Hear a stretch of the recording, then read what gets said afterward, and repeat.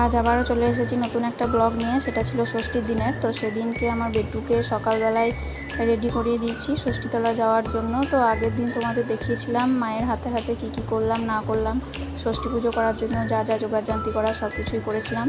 তো আজকে তোমাদের সাথে শেয়ার করব আমি ষষ্ঠীতলা গিয়ে কী করলাম না করলাম। তো এদিকে আমাদের দেখো টোটো চলে এসেছে, আর বেটু তো টোটো চেপে খুবই এনজয় করছে। আর ও ষষ্ঠীতলা তো আমরা ফাইনালি পৌঁছে গেছি। ওখানে গিয়ে বেটু চেপেছে তার মিমির কোলে, আর ওখানে গিয়ে তো বুঝতেই পারছে না যে কি চলছে, আমার সাথে কি হচ্ছে।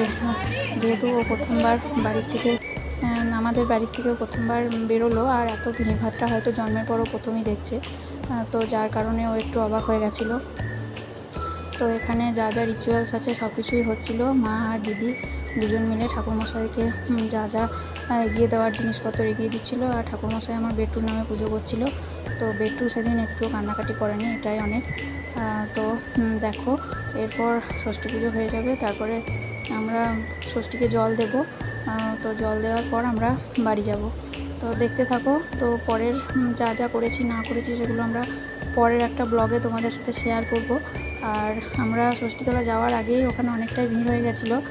তো আমাদের একটু বাড়ির থেকে বেরোতে লেট হয়ে গেল।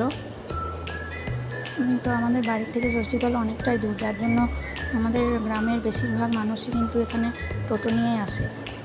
তো দেখো, আমাদের পুজো হয়ে গেছে, ঠাকুরমশাই মাকে ডালা দিয়ে দিয়েছে। এবার আমার বেটুর যে জিনিসগুলো সেগুলো আমার দিদি এগিয়ে দিল ঠাকুরমশাইয়ের হাতে, সেগুলো একবার ঠাকুরমশাই পুজো করিয়ে নেবে, তারপর আমার মাকে দেবে। তো চলো, আজকে এখানেই থাক। তো পরে দিন একটা নতুন ব্লগে তোমাদের সাথে দেখা হচ্ছে।